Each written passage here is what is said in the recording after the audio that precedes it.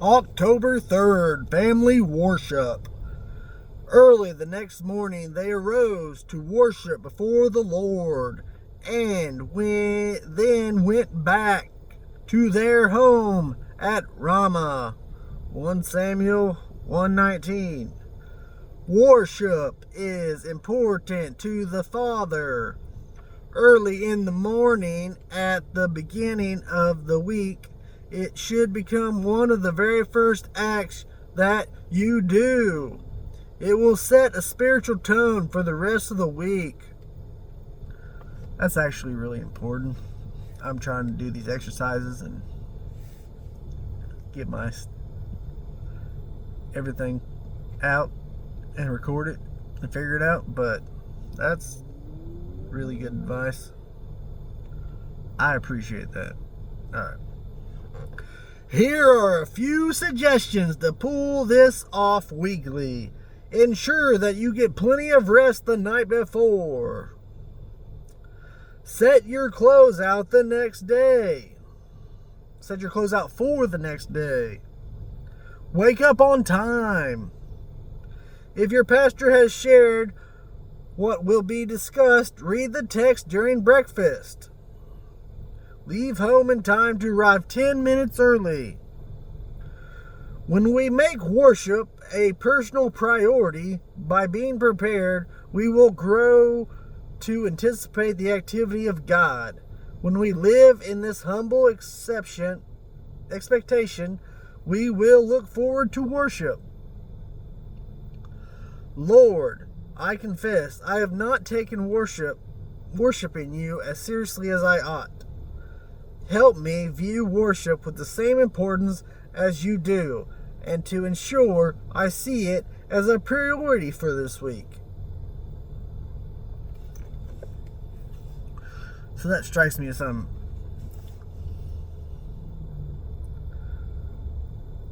prepare for your Sunday on Saturday night.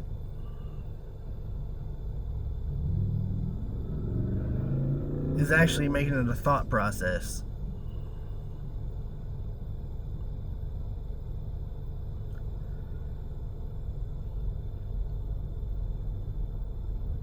And like arriving 10 minutes early at church. I don't go to church enough because I work, and then like this Sunday I'm working, and it would be good to, I work a late second shift, so it would be good to go and get up early and go to church before I have to go to work. I go in to work at 3 o'clock, and then I'm there till 12:30 on weekends. And just, I don't know, with the way we prioritize life, if we prioritize God in that, which I don't do enough, I do not do that enough,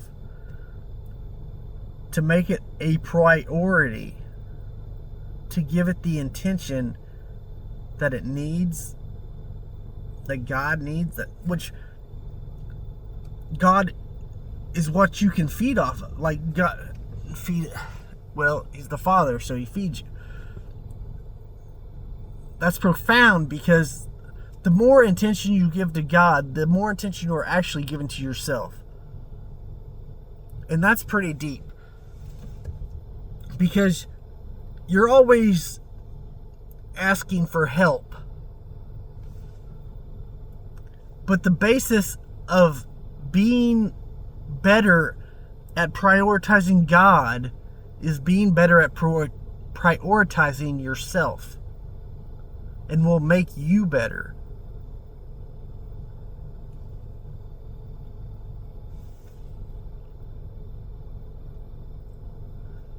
And when I'm saying you, even though it's a video, I'm talking to myself right now. These are things I'm telling myself.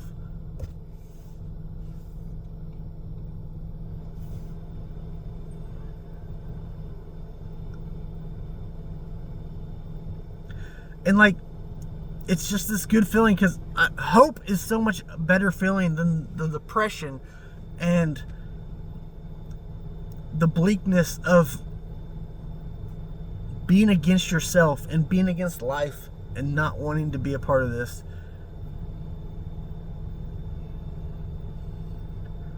But the ideal, like, so break it down. Even if God doesn't exist, isn't that such a better fucking pull? To be pulled instead of pushed.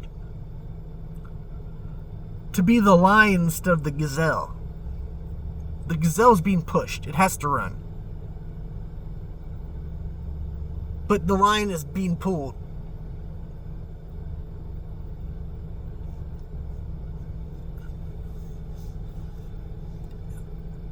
I don't know. It's just, it's so much better when you have hope in your life. And that brings me to one thing that I came up with. When you're at work and most people feel like they're a gear, they feel like they're a gear. Instead of being a gear, be an engine.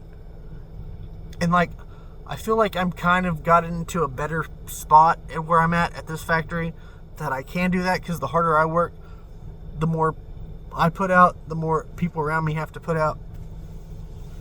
But no matter what, where you're at, if you choose to be an engine, then you're giving off energy to other people around you.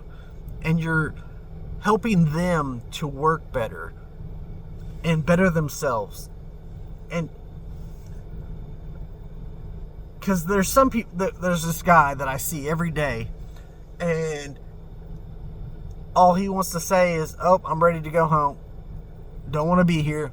If I could get paid not to be here, I wouldn't. And he says anybody else that says otherwise would be lying. Well, I disagree. And I don't push it on him. He just got divorced. He's going through stuff, and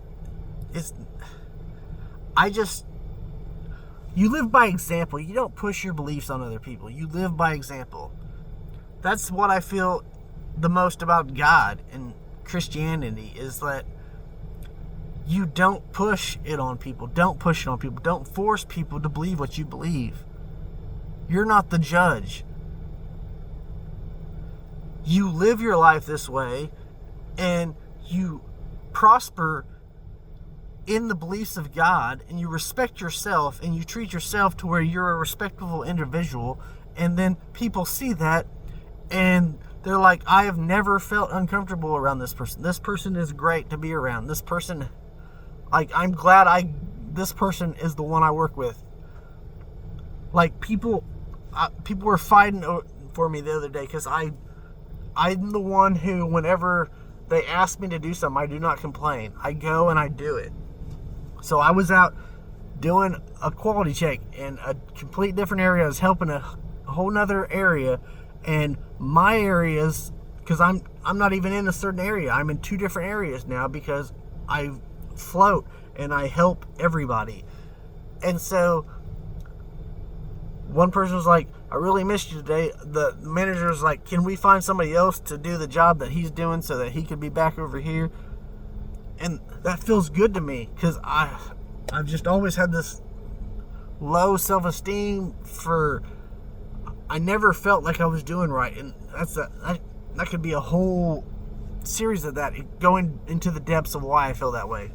And I've kind of gone on a ramble, and I'd like to wrap it up, but so, yeah.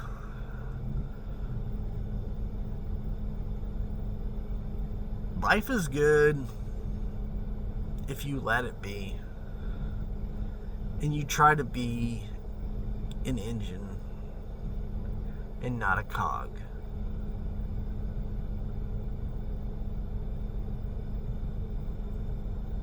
Does that work for an ending? Thanks.